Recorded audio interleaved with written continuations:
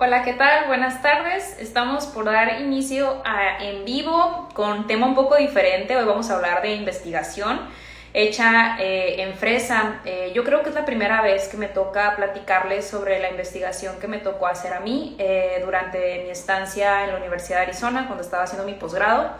Y pues hoy vamos a hablar acerca de eso. Probablemente cuando ven nuestras capacitaciones, los cursos, ven por ahí que se menciona que hay una distinción por la Sociedad Internacional de Ciencia en Horticultura. Es precisamente por esta investigación, donde en conjunto con la doctora Cherry Kubota, obviamente no fue un trabajo que hice yo sola, con el liderazgo de la doctora Cherry Kubota se logró hacer esta investigación donde intentamos entender mejor a la planta de la fresa en el invernadero, ¿no? Esto se remonta al 2016, donde apenas empezábamos a ver la transición de suelo a invernaderos, es decir, los sistemas hidropónicos de fresa no eran tan comunes en ese momento. Y se usaba mucho la producción a campo abierto. Entonces fue una de las primeras investigaciones tratando de entender a la planta dentro del invernadero y tratando de potenciar el cultivo, cómo obtener más rendimiento, entendiendo cómo la planta responde a diferentes variables. Obviamente esto antes pues no se había visto porque en campo pues no podemos manejar mucho las variables. Entonces hoy les voy a platicar acerca de este proyecto, que de hecho engloba dos proyectos diferentes. Uno, que es precisamente cómo aumentar el rendimiento de la planta dentro del invernadero. Les voy a explicar lo que fue el proyecto en sí, pero lo que quiero que sepan es que vamos a hablar de cosas muy técnicas de investigación y demás, pero tiene una aplicación en campo, ¿no? Al final vamos a ver cómo esto se aplica directamente en un invernadero, ¿no? Y la importancia de conocerlo. Vamos a hablar también sobre la parte de la floración, que es muy importante en la fresa para poder acelerar el proceso de floración o entender que hay clasificación de variedades, en este caso, en esta investigación, que fue más que nada el mérito para la premiación.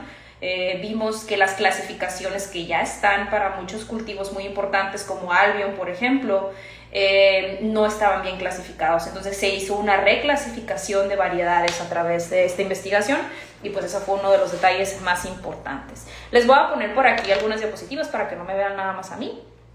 Si tienen cualquier pregunta, con todo gusto las pueden poner por acá. Bueno, primero que nada vamos organizando la información. Como les digo, fueron dos estudios diferentes, fue una misma tesis. Esta fue mi tesis de posgrado. En la primera evaluación lo que hicimos fue una investigación de 2 años y medio, donde vimos la respuesta de floración de los cultivos norteamericanos. Los cultivos norteamericanos son los cultivos que usamos aquí en México también, todo lo que es Camarosa, Chandler, Albion, cualquier variedad que mencionen, lo más probable es que sea elaborada en Estados Unidos, ¿no? Ya sea por la Universidad de California o la Universidad de Florida. Hay algunas otras también, claro, ¿no? Pero la mayoría de las más comunes son norteamericanas, ¿no? Para que sepan que son variedades que también son importantes para nosotros. Entonces vimos la parte de floración. Ahorita les voy a explicar, me voy a poner un poco técnica en cuestión de decirles qué tipo de investigación hicimos, porque hay estudiantes aquí. Platiquen ahí por el chat si hay estudiantes. Lo hago más que nada por los estudiantes o si hay docentes, para que sepan, porque a veces se comunican conmigo diciéndome que van a hacer tesis y que quieren ver los temas, o a ver si les puedo ayudar a ver cómo seleccionar los temas y los procedimientos. Entonces aquí voy a explicar el procedimiento, que es muy interesante, de cómo checar el fotoperiodo, que es la respuesta a las horas de luz en las plantas para cualquier cultivo, ¿no? Obviamente lo voy a explicar para el cultivo de fresa, pero que sepan los detalles importantes que se tienen que revisar en caso de que les sirva. Como les digo, al final igual vamos a ver la aplicación comercial, que es lo más importante, pero si a alguien le sirve estos detalles técnicos, pues los voy a explicar. Bueno, primero déjenme encontrar aquí. Bueno, primero vamos a hacer una justificación, ¿no? De por qué se estaba haciendo esto. Como les comentaba, esto se hizo en medio de que ya empezaba a haber como ese ruido de hacer la transición de suelo a invernadero, más que nada por problemas de estrés hídrico. Por ejemplo, en Estados Unidos se produce mucha fresa en California y demás, pero cada vez pues hay más problemas, al igual que en todos lados, ¿no? Entonces, aquí pueden ver en qué meses se producen en diferentes regiones de California. Si se fijan, por ahí abajo viene también nuestra producción en México, principalmente es durante esos meses. Sin embargo, si se fijan, octubre, noviembre y diciembre son meses de muy poca producción, tanto en México como en Estados Unidos. Precisamente esa es la área donde normalmente cuando nosotros hacemos una inversión en un proyecto de invernadero de fresa es porque queremos producir durante esos meses particularmente, lo que es octubre, noviembre y diciembre. A mí me ha tocado trabajar en proyectos de aquí en México donde son exportadores y pues exportan precisamente porque en esos meses se paga mucho mejor por el producto porque no está tan disponible en Estados Unidos. Entonces, la producción en México que ven con X es la producción en campo abierto. Entonces, ese pedacito que está vacío es la producción en invernadero, que pues actualmente ya tenemos producción. En ese momento no había tanta producción, sí había en Baja California, en aquel entonces me acuerdo, pero este proyecto se hizo en general para que Estados Unidos también pudiera, pues obviamente, hacer uso de los invernaderos, pero en este caso para nosotros es todavía más benéfico porque contamos con mejor clima para en esos meses poder producir. Entonces, el punto de esto es que la producción en invernadero de la fresa es un buen negocio cuando lo hacemos durante las ventanas que pues son más importantes, que normalmente se le conoce como la ventana de invierno, que es el producir en los meses de octubre, noviembre, diciembre, enero, febrero. En esos meses es cuando normalmente el producto vale más. Entonces eso normalmente se hace con un invernadero porque muchas veces las condiciones naturales pues no nos van a dejar, porque a lo mejor está haciendo mucho frío, por ejemplo para la zona de acá de México, donde a lo mejor una cobertura más sencilla ya nos permite producir, y en Estados Unidos pues hace mucho más frío, donde a lo mejor necesitan mucho más tecnología, mucho más inversión, entonces se pone un poco más difícil. Entonces nos dejan a nosotros más fácil el trabajo y es por eso que pues acá pues empezamos también a tomar esa estrategia, ¿no? Entonces, esta investigación pues tenía como justificación pues que pues es importante el poder producir la planta también en invernadero, ya sea con mediana o alta tecnología, pero tener una cobertura. Y para eso pues si ya tenemos el invernadero y puedo, por ejemplo, usar mallas sombras, puedo usar coberturas especiales, eso ya me permite a mí manipular la iluminación. Entonces pues sería bueno conocer cómo es la iluminación o cómo se requiere la iluminación en la fresa, que se desconocía.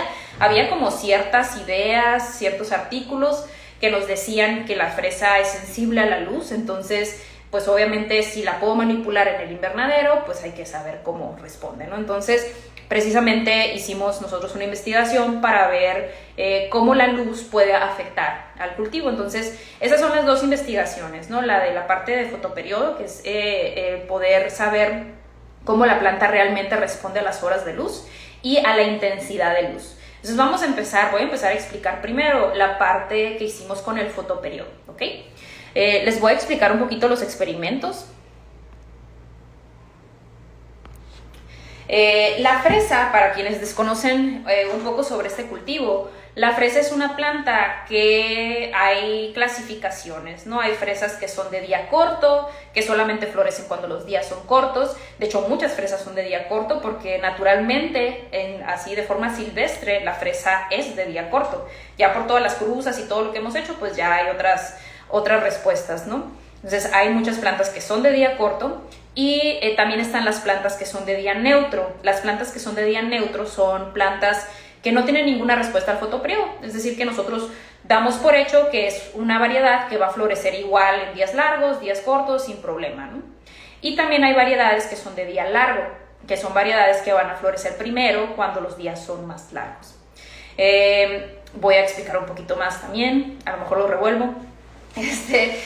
La respuesta de las plantas puede ser facultativa o puede ser obligada. Por ejemplo, el día corto en la fresa es obligado. Si la planta no tiene día corto y es una variedad de día corto, no hay flor.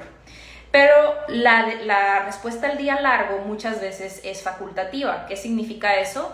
Que la planta florece, pero florece mucho más rápido al tener días largos. Entonces a eso se le conoce como día largo facultativa.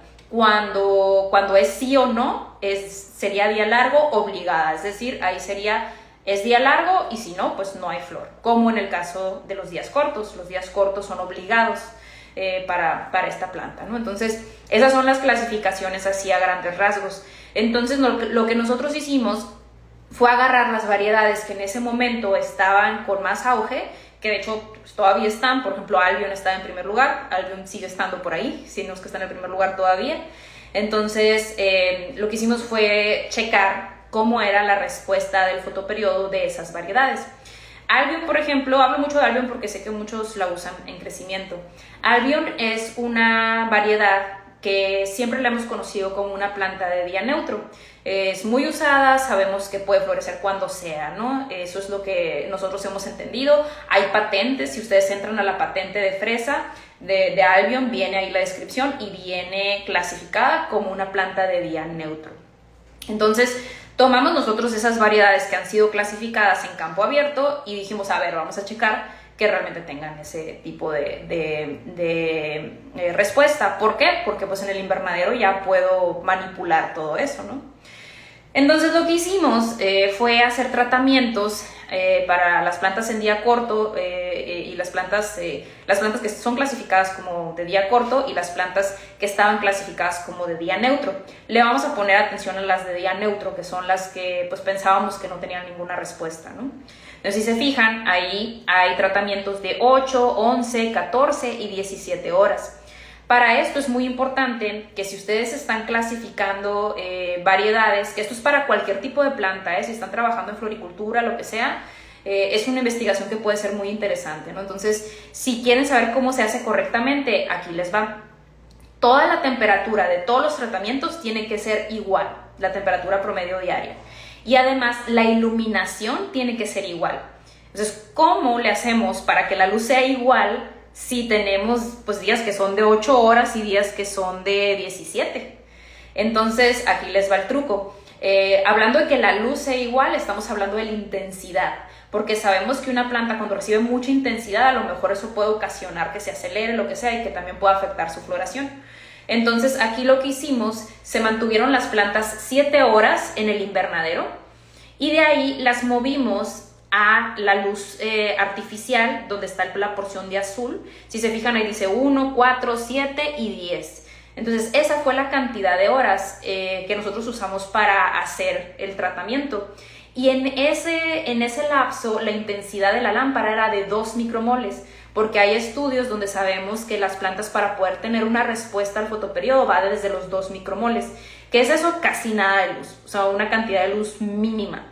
Entonces, al momento que yo extiendo el fotoperiodo con esa cantidad de iluminación, si yo sumo la intensidad de luz que la planta está recibiendo en el día, no me da una diferencia significativa. Entonces, tengo 4 tratamientos que tienen fotoperiodo diferente, pero que la intensidad de luz que la planta está recibiendo diariamente es igual o no significativamente diferente.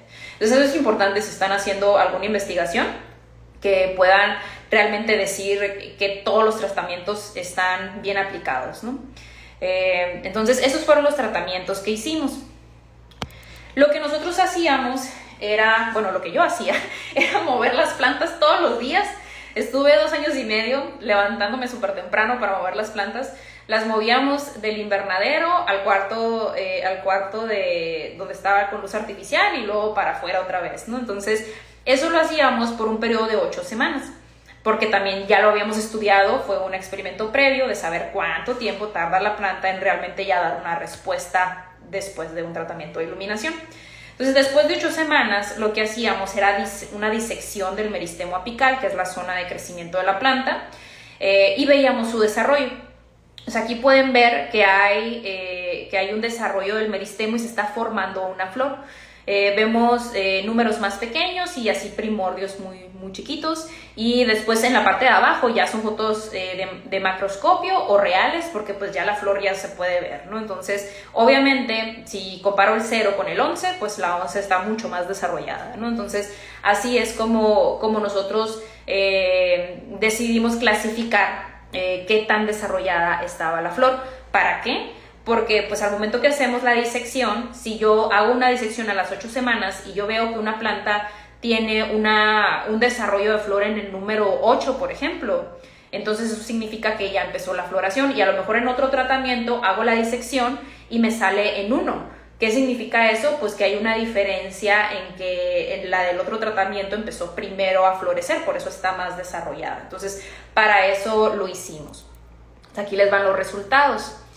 En los resultados vemos en el eje de las X son los tratamientos, ¿no? De 8, 10, 12, 14, el 17 se cortó, no sale, pero como que no deja, sí, no deja Instagram, pero bueno, se alcanza a entender. Y en el eje de las X viene precisamente el desarrollo del meristemo.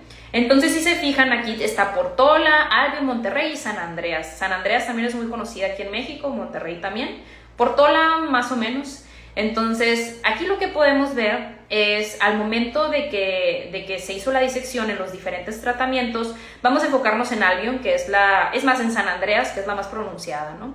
En San Andreas ustedes pueden darse cuenta que cuando el fotoperiodo es más chiquito, cercano al 8, el desarrollo del meristemo es muy bajito.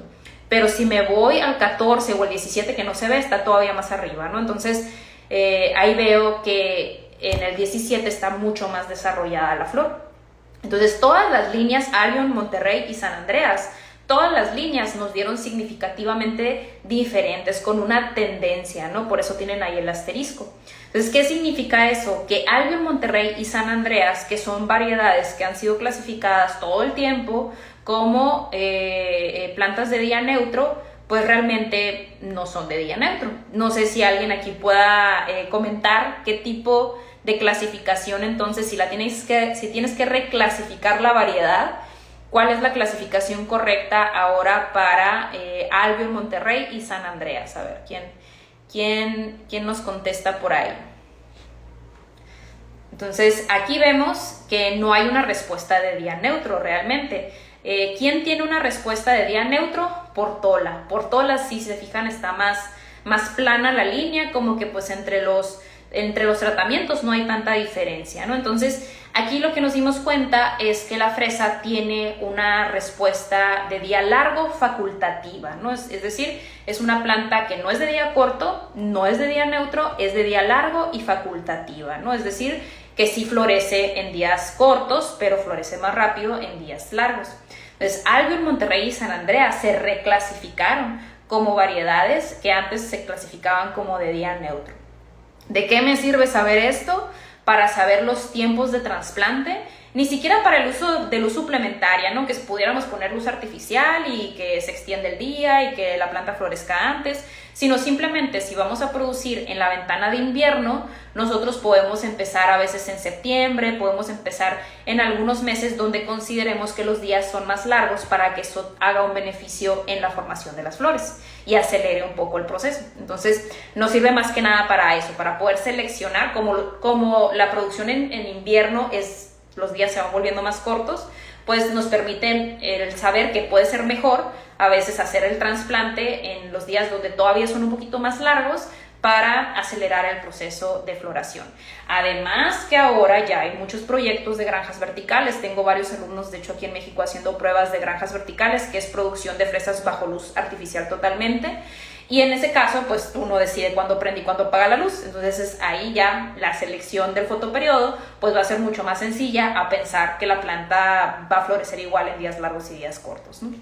Entonces esa fue la conclusión de esta investigación, la reclasificación de las variedades.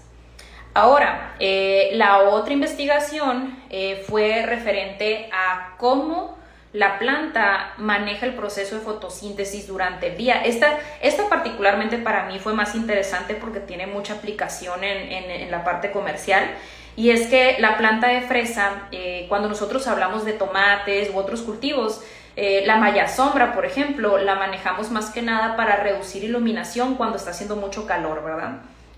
Como no queremos que se caliente mucho el invernadero, ponemos la malla sombra para que no haga tanto calor en el invernadero. No tanto porque vamos a decir, es que el tomate se va a estresar porque está entrando mucha luz. Se estresa sí porque la luz trae mucho calor, ¿no? Pero no porque la luz en sí le haga un problema. En el caso de las berries, siempre se ha sabido que hay una sensibilidad y ahora pues ya hay mucho estudio alrededor de todo eso. Y en la fresa nos tocó ver cuál era el comportamiento de la fotosíntesis diurna en la fresa, es decir, cómo se movía la fotosíntesis a través del día en la fresa. ¿Para qué hicimos esto? Porque había algunas publicaciones por ahí diciendo sobre la sensibilidad de la planta a la luz. Entonces lo que hicimos fue el medir todo el día, cada hora, medíamos la la fotosíntesis de la fresa y vimos lo siguiente. Aquí están. Ahí no se puso. Aquí está. Miren, ¿qué es esto? Ahorita se los voy a resumir. Aquí lo que estamos viendo son las mediciones en diferentes meses. Estamos viendo aquí dos variedades, una variedad japonesa y una variedad americana. O sea, estamos hablando de variedades súper diferentes, entonces es una respuesta que pues la planta tiene en general, no es específica para una variedad. Entonces aquí obviamente lo constatamos. ¿Qué estamos viendo aquí? Si se fijan, dice septiembre, octubre, noviembre, enero, febrero, marzo, abril, mayo. Y lo que vemos en el eje de las X están las horas del día y en el eje de la Y está la fotosíntesis. Entonces estamos viendo que a las 9 de la mañana la fotosíntesis está más alta y en la mayoría de los meses, después de las 9 de la mañana, la fotosíntesis empieza a bajar. Entonces, pues obviamente si pensamos usando nuestra lógica, pues creo que vamos a pensar que cuando empieza a salir la luz apenas, o sea, a las 9, que apenas, ya tiene rato de haber salido el sol, tal vez a las 7, pero pensaríamos que la fotosíntesis tiene que irse incrementando porque hay más iluminación, ¿verdad? Eso es lo que siempre hemos visto para los cultivos.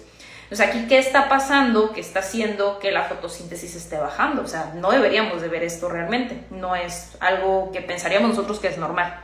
Entonces, se veía en casi todos los meses. ¿Qué fue lo que hicimos? Obviamente hicimos esto también por 2 años y medio.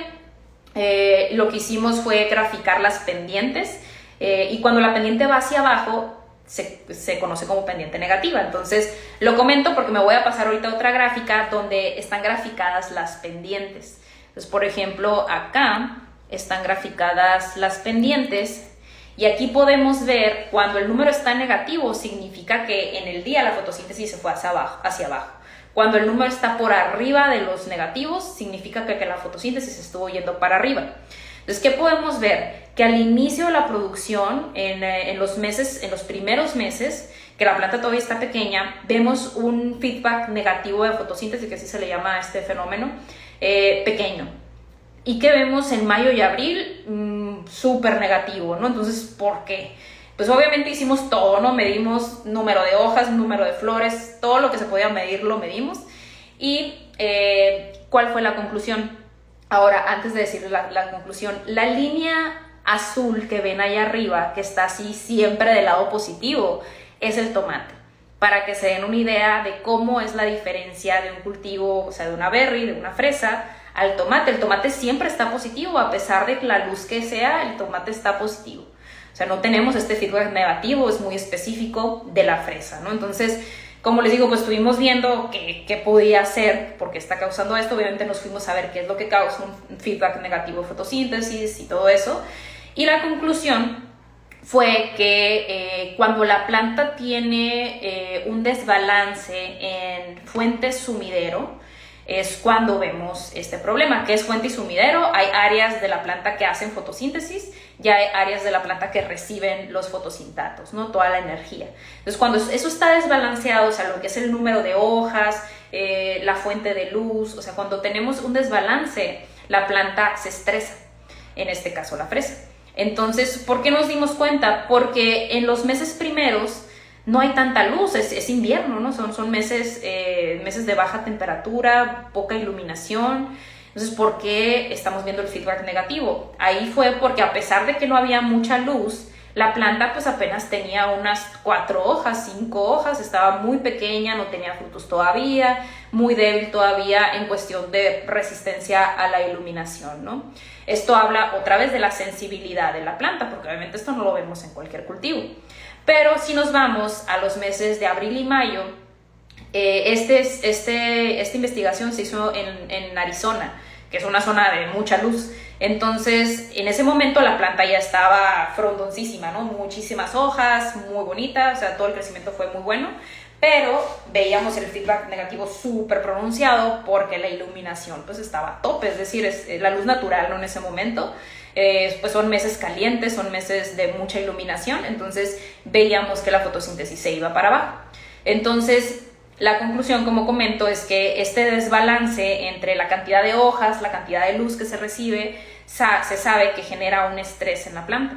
Entonces, esto es muy importante porque todos los datos de cosecha que nosotros tenemos de campo abierto son de plantas estresadas, son plantas que se estresan normalmente, o sea, las variedades Albion, todas estas las probamos en estas condiciones, y son plantas que están estresadas y estamos acostumbrados a esas cosechas, o sea, es un número correcto para nosotros, pero la planta naturalmente así, es decir, es algo que se le da a la planta, ¿no? No estamos diciendo que algo estemos haciendo mal nosotros o que algo se hace mal en campo, no, simplemente la planta así es, ¿no? Entonces, la diferencia es que en el invernadero yo puedo tener el cuidado de poner un plástico, por ejemplo, que en lugar de dar luz directa, haga el efecto de luz difusa para que no caiga tan directamente sobre las hojas, que reduzca el estrés. Puedo poner una malla. Las mallas son retráctiles en muchos invernaderos, la malla no está puesta todo el día. Entonces yo puedo poner, por ejemplo, una malla al inicio del día para amortiguar un poco lo que es el estrés y luego la puedo quitar para que no, o sea, es decir, para que la fotosíntesis pueda irse hacia arriba y que no haya como ese estrés desde la mañana que se vaya en picada, ¿no? Entonces, o puedo dejarla puesta todo el día. Entonces, esto ya me permite manipular el invernadero. Tengo un invernadero, tengo la opción de reducir la luz, tengo la opción de poner un efecto de luz diferente. El polietileno lechoso, el polietileno blanco, hace el efecto de luz difusa, entonces me hace un efecto que es favorable para que a la planta no le llegue la luz tan directamente. Y eso tiene una repercusión en fotosíntesis.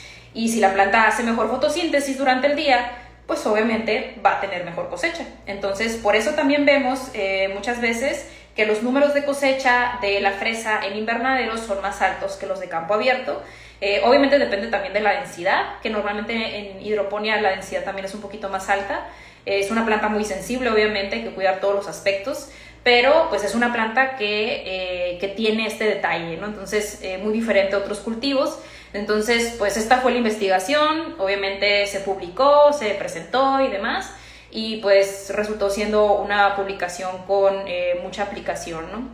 Y por eso también la cuestión de pues todo lo que fue el reconocimiento y demás, ¿no? Entonces, esa es la investigación que les quería compartir. Entonces, dentro de un invernadero, eso es lo interesante del invernadero, que nosotros tenemos la plasticidad de cambiar la situación para que la planta pueda tener un mejor rendimiento, ¿no? Y pues este en vivo, más que nada, pues es en parte invitación para ustedes, porque mañana tenemos el curso de fresa en hidroponía, donde yo les voy a estar dando la clase de todo lo demás que tenemos que hacer para que la planta pueda tener buenos resultados, que es una planta muy sensible, el tema del agua, el tema de la solución nutritiva, el tema del manejo de la planta, la polinización, la parte de la temperatura, que también es súper importante para que tenga buen sabor. Entonces vamos a estar viendo ahí todos los tips para que la planta pueda tener muy buen rendimiento y muy buen sabor. En mi caso, les comentaba, la doctora Cherry Kubota fue mi asesora, y ella es japonesa, por lo tanto tiene un gusto por fresas muy dulces, y acá en América pues uno de sus objetivos es precisamente el poder hacer que la fresa tenga mejor sabor con el puro manejo de invernadero. Entonces por ahí también les voy a estar compartiendo los tips sobre cómo aumentar los grados Brix con el manejo del invernadero, con base obviamente a investigación, ¿no? Entonces, si quieren formar parte de esta clase, manden mensaje, digan que vieron el en vivo, que se quedaron hasta el final, que fue un en vivo medio, a lo mejor fue muy denso para algunos. Espero que les haya gustado la información. Y por ahí les van a compartir la información de la clase y les van a dar un descuento extra a ustedes que estuvieron en el en vivo, ¿ok?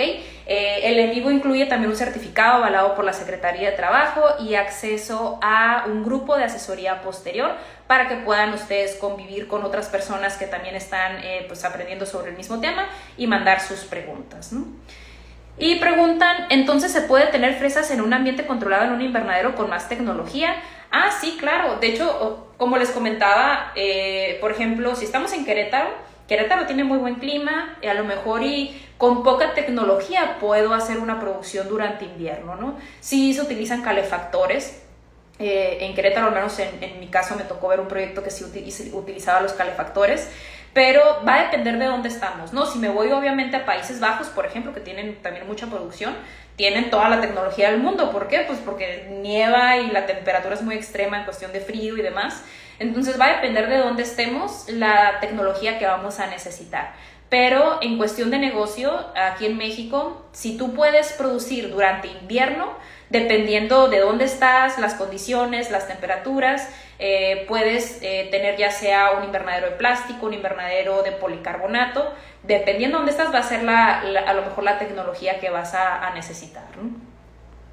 Pero sí podemos obviamente tener fresas en un ambiente controlado, ya sea invernadero o inclusive en un cuarto cerrado, ¿no? Que ahorita hay bastantes proyectos en eso.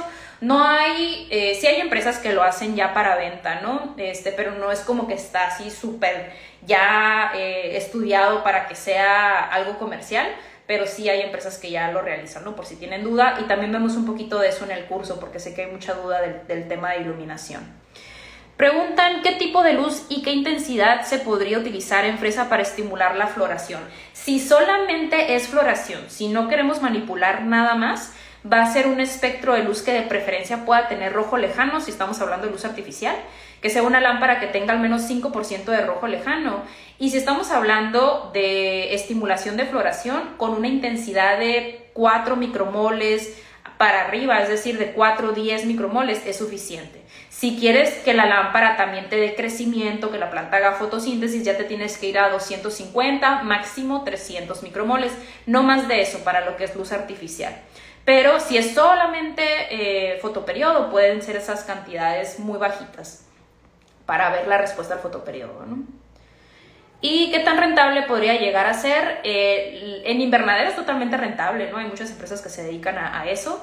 Y en la parte de granjas verticales, como les comento, todavía está así como que hay empresas que sí lo hacen. Está Oichi en Estados Unidos, hay muchas empresas en Europa, Asia también, que lo hacen, pero al menos aquí en México todavía estamos así como que en pruebas. Sí sé de personas que lo están haciendo, pero nadie lo hace de forma comercial, ¿no? Entonces no me gustaría decirles es totalmente rentable, así como lo es en el invernadero normalmente, porque pues hay todavía que estudiar varios detalles, ¿no? Al menos yo no he visto suficiente investigación como para saber, créanme que cuando yo ya tenga todo, va a haber un curso de granjas verticales de fresa, que ya lo pudiéramos hacer, pero por cuestiones de que no me quiero comprometer a que luego salga otra investigación y refute lo que está ahorita, porque todo ahorita está como bajo estudio, por eso me estoy esperando. Pero vamos a ser los primeros en tener esa capacitación, no se preocupen, porque yo manejo mucho el tema de granjas verticales y el de la fresa.